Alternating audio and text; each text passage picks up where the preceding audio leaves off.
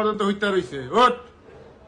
কেডা? আমি তোর দাদা বীর মুক্তিযোদ্ধা মরহুম মুতালেব আলী। দাদা আপনি আপনি না মইরা গেছেন গা, অনেক বছর হইছে। ভাইয়া, আমি মইরা গেছি গে পরেও কি তোরা আমার শান্তিতে রাখছস? না উপায় আছে তোর কাছে?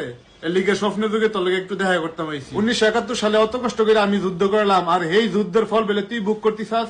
তুই বেলে আমার এই হেডম দিয়া বেলে তুই চাকরি নিতিছাস? কেরে তোর নিজের কোন হেডম নাই? পারলে নিজের যোগ্যতা একটা চাকরি লিয়ে দেখাই দে। কে লিগে দাদা কবে যুদ্ধ করতে সেই যুদ্ধ লিয়ে টানাটানি শুরু করে দিছস।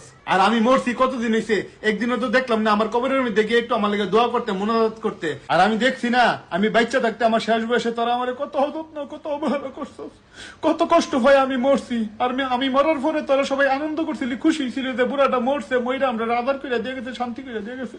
আর তোরা মানে আমার মরার পরে আমার এই সার্টিফিকেট লিয়ে, মুক্তিযোদ্ধা সার্টিফিকেট লিয়ে তোরা এটা সুবিধা ভোগ করতে যাস না, তখন আমার খুব কষ্ট লাগে। তোর কাছে অনুরোধ রইলো, এই কুটা ছুটা এটা বাদ দে, তোরা নিজের যোগ্যতায় কিছু একটা করার চেষ্টা